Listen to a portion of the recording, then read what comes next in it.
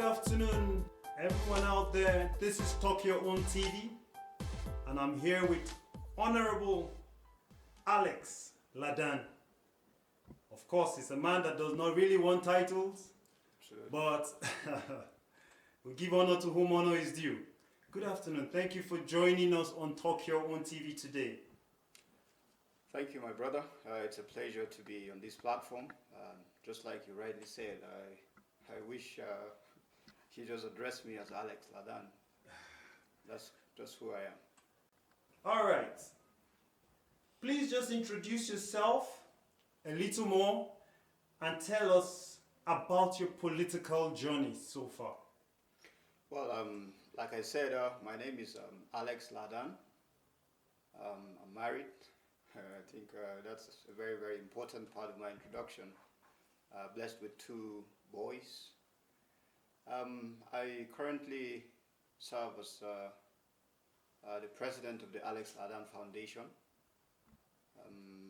a non-for-profit organization.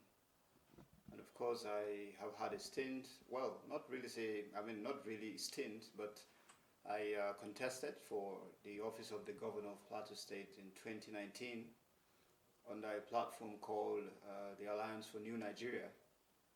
And since then, I have been actively involved in the political space while, serving humanity with the foundation. Thank you very much. We'll be back after this very short break. Thank you.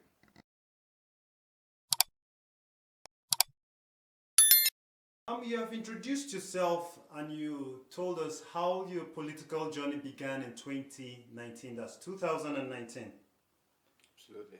You started your political journey in a party that was not really popular. In Nigeria, you have to belong to the popular party to be able to make it, in quotes. So tell us, why did you choose, let me use a non-popular party to begin with? Well, thank you. You have rightly said we have 2 major political parties in our system in Nigeria. But that, of course, does not mean we don't have other platforms where people can express themselves. And I think for me, it has a lot to do with what you stand for, what you believe in, and you need to be able to discover the platform that will permit you to express yourself. In 2019, when we started, the ideals, the philosophy driving us could best express itself under the platform of the Alliance for New Nigeria, simply because considering where we're coming from, we're not the money bags, we're not the big names, as it were. And then here was a platform that was willing, to accommodate us, to give us the space to express ourselves, and we had to take the chance. And surely at that time, we couldn't have expressed ourselves, in any of the 2 major political parties. So we owned the process, we took the chance, and we, took a ride on this relatively unknown party, as you rightly, called it. But of course, it was such a good opportunity for us. And I can say that we will forever live to respect those kind of platforms that will always provide an opportunity for Nigerians, to find expression. Wow. People out there actually thought it was maybe a very big hurdle for you, but now I think people all over the world, people in Nigeria, we know that it was a platform for you to be able to express yourself. Very well. Another bump that we thought, or we know as Nigerians you went through, was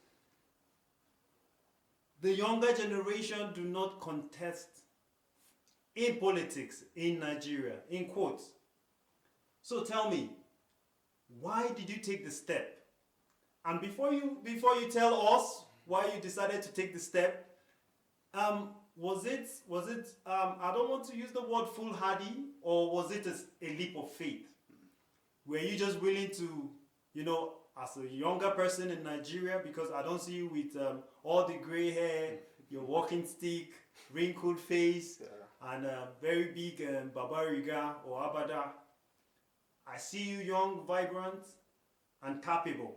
Now, knowing that the odds were against you because you are among the younger generation, why did you take the step? Well, I think this is a very important question because of the kind of setting that we have today, as it were. We have a narrative that has sort of drawn a line and set up a boundary for who participates and at what level. And rightfully so, that has sort of excluded the younger generation from participating at a particular level, especially if you look at where, or the position that I contested for. And that, for me, like you said, it's not a foolhardy, but it was more of a leap of faith occasioned by passion and that sense of responsibility. Because whether we like it or not, whatever it is that we are all suffering, from in this nation is affecting all of us. And nobody will just, we can't afford to just sit back and allow things to continue to be the way they are, without necessarily, pushing it or giving it a try, considering our own capacity. Everyone, I believe, has one thing or the other to offer. So for us, this was challenging the status quo, challenging a system that has held us all captive, breaking, open a fallow ground so that young people can begin to again engage and of course, at a level that is naturally supposed to be acceptable to all. And I think for us, we stepped out believing that our efforts would open up the space for many other young people to begin to believe in themselves, to begin to know that it is possible, and to begin to know that they are the leaders of today and not of tomorrow. Okay. Several things actually, but I would just generally say it's a step of faith. Okay, sitting face to face with you, Honorable, tell me, in your heart of heart, were you expecting to have won? Very well. Okay. Absolutely. I was not deceiving myself. I stepped out, of course, knowing that we were doing this against all odds. Several other things, and the simple reason why I'll tell you that I was expecting that we would win. One is the fact that it's a leap of faith, and sometimes you can't tell exactly how the results of faith, a step of faith would look like. It could go either way. Secondly, we were very hopeful that our constituency, which is the youth, would see reason, why we must take responsibility and begin to drive a new narrative. And of course, that is putting into consideration the fact that the young people in this nation are more in number. We know it. We know that we've got the numerical strength, and so if we decide, then we can change things. Okay, sorry to interrupt you. Yeah. You just said something now. Young people are more in number. Are you saying you didn't get the right support from the youth? Or was it just that people did not know that you were actually coming out? Or probably they didn't take you as serious as they should have? Well, I think for me, I wouldn't say, I wouldn't want to indict the youth. Okay. Because when you step out to fight a system, you must understand the multifaceted nature of a system And when you set out to fight a culture is not something that people acquire overnight. A culture is something that has been there on ground, and so when you step out to fight things like that, sometimes you don't get to win immediately. Sometimes you don't get the attention of the target audience immediately. Sometimes it takes time before they are able to warm themselves to the new reality.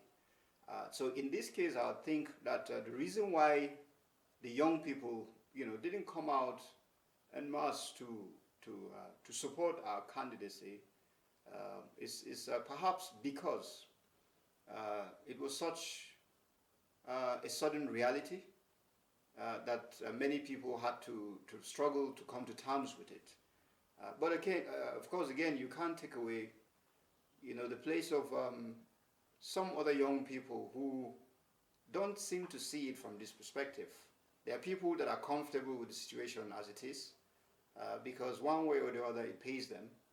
And so those people will do everything possible to maintain the status quo.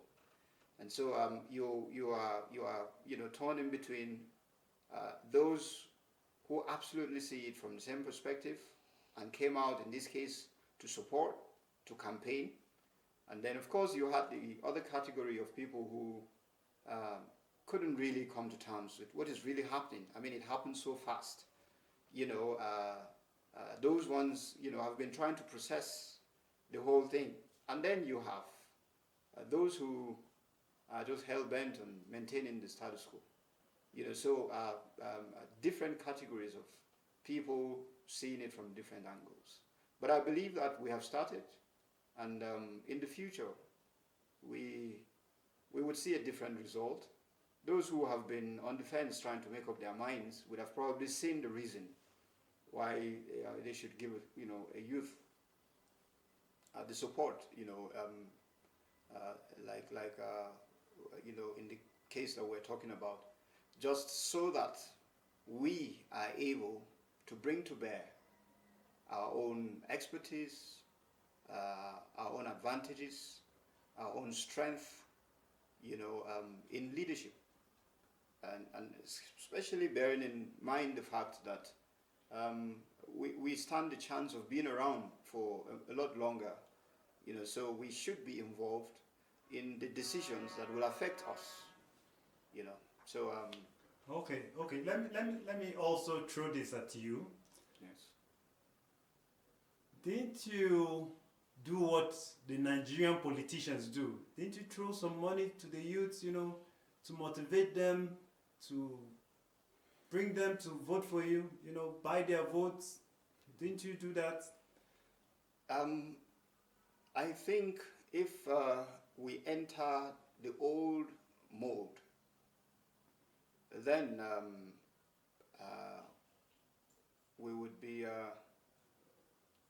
doing a lot of damage to our person and to the people that we represent and to our society at large. That old trick is probably why we're where we are today.